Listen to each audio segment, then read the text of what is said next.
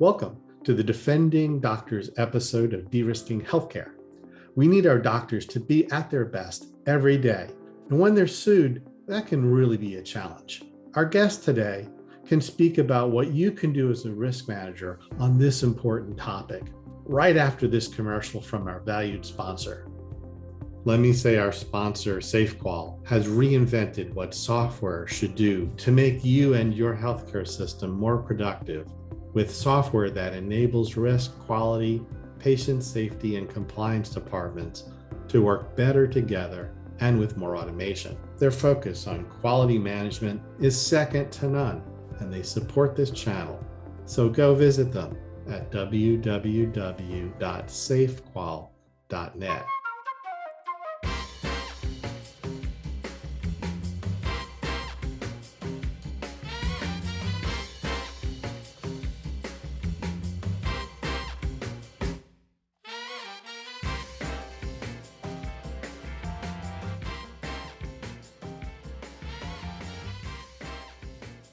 Hi, my name is Leigh Yates. I'm a practicing risk manager, and today on our show, we have a special guest, Katie Lemire. Katie comes to us from Team Health. She's a senior leader with over 25 years of experience as a litigator and a claims management leader in her industry. So Katie, thank you so much for coming on today. I'm so happy to be here. It's so good to see you, Leanne. You too. Those that don't know either myself or Katie, we go way back. Katie and I started our careers at Tenet Healthcare back in the 1990s. Don't say 80s. I thought you were going to say 80s. Yeah, I know. It's like we were baby adjusters and just getting into healthcare. And so anyway, it was a great training ground to cut our teeth and kind of start developing our skill sets. So today's topic with Katie is physician representation and management. So as risk managers, you know, their role is huge, and part of their role is to interact with physician practices and for physician representation. So like Katie, who is a litigator and represents physicians in her industry.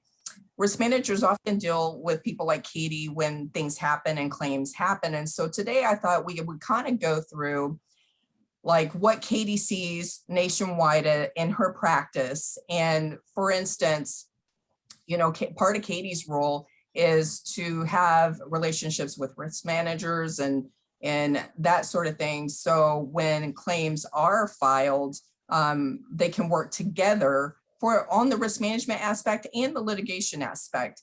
So Katie, can you kind of describe to the audience part of your role when it relates to dealing with risk managers? And then we can kind of ease into, you know, the physician representation. And there's a whole bunch of topics that we're going to go over today that are under that realm. Sure, absolutely. Well, I should qualify this first. First and foremost, I am senior claims manager with Team Health. Team Health is a physician staffing corporation company that's been in business for about 40 years. We have facility contracts with hospitals in 49 states, and a number of those contracts are long-standing, have been in place for decades. Primarily my role as a claims manager, I'm a claims professional. I'm no longer a litigator. I practiced law for a few years, but that I'm a recovering attorney. But as a claims professional, I work in pretty much on a daily basis with risk managers in the various jurisdictions in which I'm handling claims for Team Health. What an integral part of my job is to have a good line of communication with the facility risk managers. And part of what I do is to lay the groundwork of the foundation to have that open line of communication. Oftentimes the facility risk manager is first to be aware of an event that's occurred. Oftentimes our emergency medicine physicians, for example, will speak with the risk manager at the hospital about a notice of deposition that they've received, or they've received a complaint or what have you. And oftentimes the facility risk manager will reach out to me as the claims manager for team health. And we have that relationship and that communication. So it's very helpful for me as the claims manager. The facility risk manager has their boots on the ground, and they're in the facility. So they oftentimes have a good relationship with the emergency medicine physicians, as well as the facility medical directors and the regional medical directors oftentimes. So it's very integral part of what we do as claims professionals for team health, and to have that open communication and that relationship with the facility risk manager is of paramount importance. I know as a risk manager, sometimes it's hard to figure out who the players are and who's representing who in the beginning, especially Right. have physicians that are coming from like team health or staffing companies. Now, Right. one of the topics, as you know, is hot on the press, talking about COVID claims, COVID litigation. And have you, Katie, seen like any interesting development or challenges nationwide with regard to physician COVID claims? Or have you rise in them? I'm going to knock on wood. I've not seen an uptick. And my colleagues at Team Health, fellow claims managers have not seen an uptick in COVID related litigation. That doesn't mean it's not coming down the pike, but I know a number of states have enacted healthcare provider immunity legislation. It's been signed by a number of governors across the country in different states, providing immunity protection for our healthcare providers during the COVID crisis. So that's good news for us. But as you know, Leigh, plaintiff attorneys can circumnavigate things and kind of find their way. So it remains to be seen, but I have not seen an uptick in the last year or so. I have one case that I'm handling currently that's COVID related, but that's about it. I know I've seen like several border reports where there's been incidents involving some COVID claims. But as far as this goes, as you pointed out, some states are enjoying immunity, but the real test is what's going to stick and long term. Right. And it's such a moving target right now. It's really fluid. So I always ask our guests, what they're seeing, nationwide. So with regard to the physician practices, some of the challenges that I think we both run into is, when it comes to policies and procedures and documentation or peer review documents. Do you guys have in your practice like an algorithm that you follow that lends to, a better workup of the cases when you have those sorts of requests and discovery? No, short answer. Algorithms. Obviously there's state, there's protections for peer review, quality management review. Of course, we make those objections during this, discovery, paper discovery, and plaintiff attorneys always make those requests, but we object, obviously. But yeah, for the most part, there's been attempts, obviously, on the part of plaintiff attorneys in some cases, in some circumstances, to get around that. But no, short answer, we don't have a set algorithm or, set way to respond to that other than objecting necessarily to those requests. Right, because I know on our side, documentation is always an issue, and making sure we train staff or train physicians Sure. How to document, because if you, and I've run into this a couple different times, is when somebody feels threatened or they feel like their license is threatened, they might document in a way that they wouldn't normally document. Mm-hmm. For instance, I was practicing at one facility and I sat down and I was coaching this one physician on meeting with the family, and we had an untoward event where we had to have a discussion with the family. So I talked to him about not throwing anybody under the bus, not pointing fingers, because there was another provider involved. Well, that went on. My discussion with him was roughly about 2 hours. He's like, oh, I'm ready to have that hard discussion. I'll just answer the medical questions. Do you know, we sat down within 5 minutes and he immediately said, I did nothing wrong. It was the other doc. Oh, I was kicking him under the table. I was like, what did we just talk about? Oh my gosh. So that created more problems for me as far as trying to de-escalate the anger from the family as they're hearing one physician say the other physician messed up. So I think, you know, as far as communication skills and documentation, we run into things like that where we have to explain them either, you know, in discovery, in a court of law, in a deposition or whatever, we might have to speak to that. And I know you probably have the same challenges too, and perhaps maybe nursing staff documented something that, you know, against a doctor where you're like, why would they be documenting that? So I think it's super important that we train on what's the appropriate documentation. You know, what does that look like? Because I know, especially with clinicians throughout my whole journey as a risk manager, that always comes up and they're like, well, it's almost like a lot of them, if there's an untoward event, it's going to be like CYA documentation, or they're going to have a separate notebook in which they documented if they suspected something would come out of the situation. So yeah, we hope not. Yeah, I know. We strongly discourage that, any kind of documentation about a situation or an adverse outcome. Now, certainly, I mean, documentation is paramount, obviously. I have a question. Sure. Because in my other life, I'm the president of a software company. One of our modules is documentation for claims. But there's also investigatory tools like RCA Square. Do either of you recommend that your clients do an RCA Squared when there's an adverse event or any kind of situation where there could be litigation?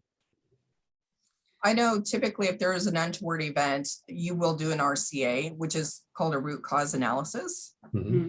And so that's really a deep dive into figuring out what happened and how it happened and where things failed, whether, you know, somebody didn't know the policy and procedure, or somebody had a wrong technique in which, you know, ended up harming a patient. So typically you will do an RCA unless it's, you know, a slip and fall or something just minor.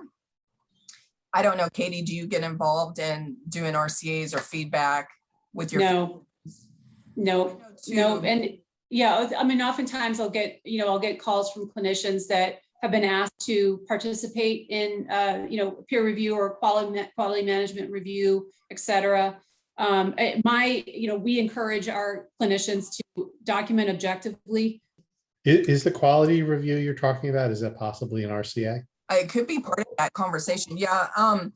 For instance, in the hospital setting, you have RCAs on the board, all the time. I mean, I have had 15 on the board before that we're trying to work through.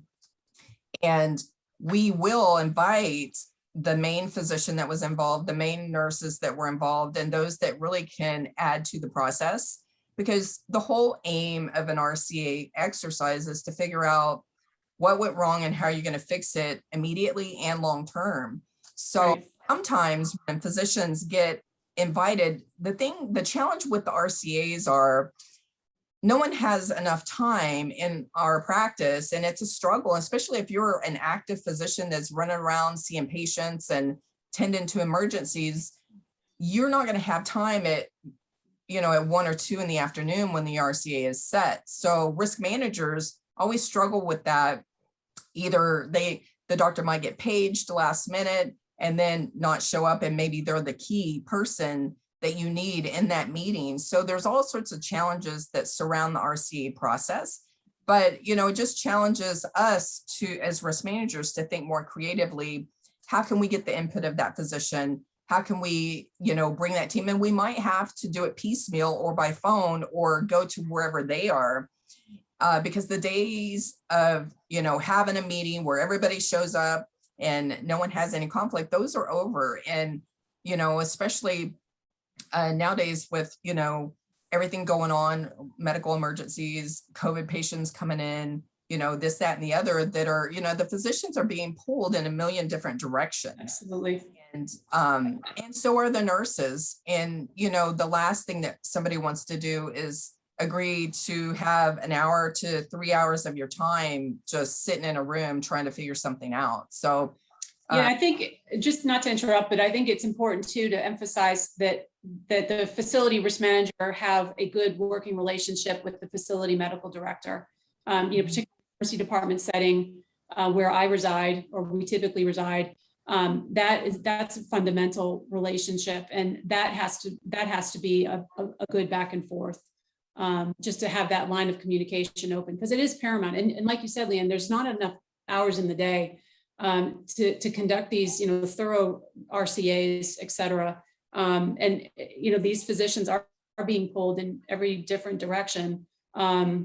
So yeah, having that fundamental relationship and line of communication with the risk manager is paramount. So our hospitals that do RCAs then, or that's not normal? No, I mean, the RCA squared, is that what you're talking about? Yeah. Yeah, no, that's a normal process within, the healthcare setting. And I think depending on how progressive you are, the size of your institution, and the skill set of those that are conducting the RCAs, depending on those things, that just tells you how many are they going to have. Are they used to doing it? Do they have a good process involved? And the most important thing is with the RCA process is, what are the nuggets learned? What are you going to implement now? And what are you going to implement long-term to prevent harm from reoccurring, based on whatever the storyline is.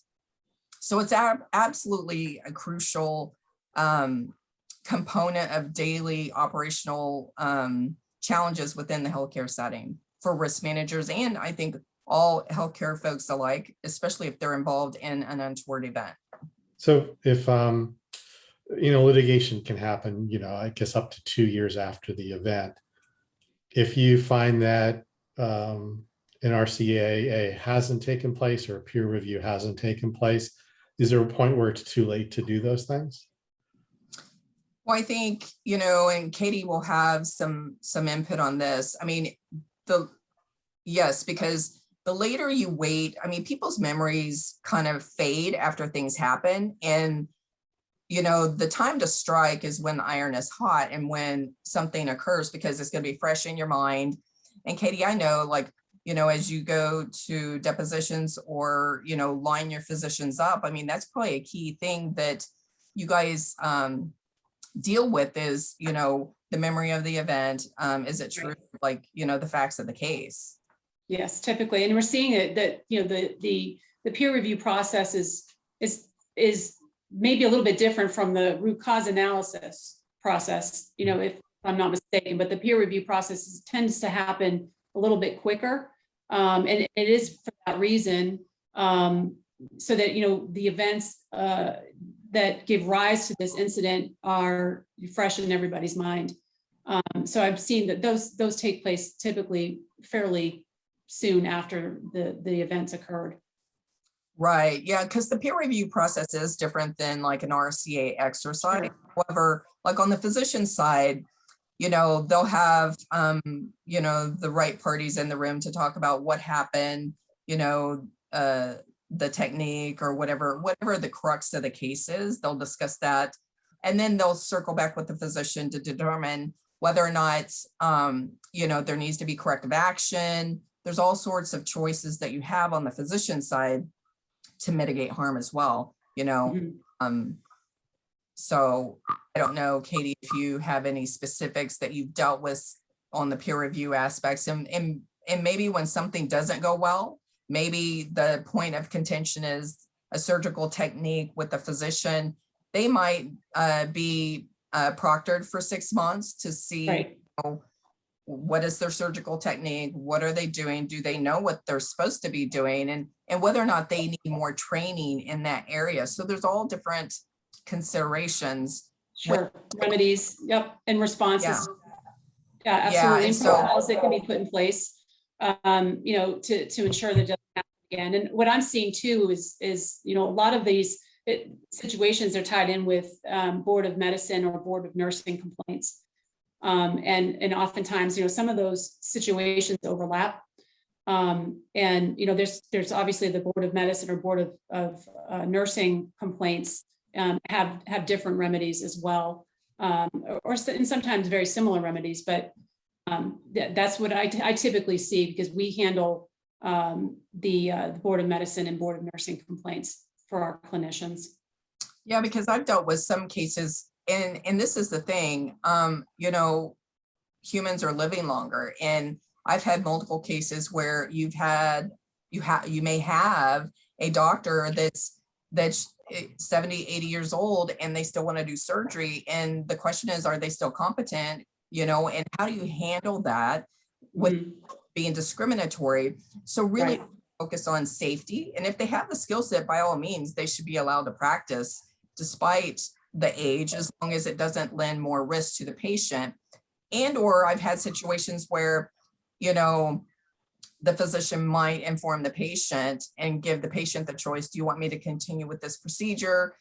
Because, in one case, I think the doctor had undergone like cancer treatment and this, that, and the other, that might have left him a little bit compromised, but his patients loved him. And so they're like, no, we only want him.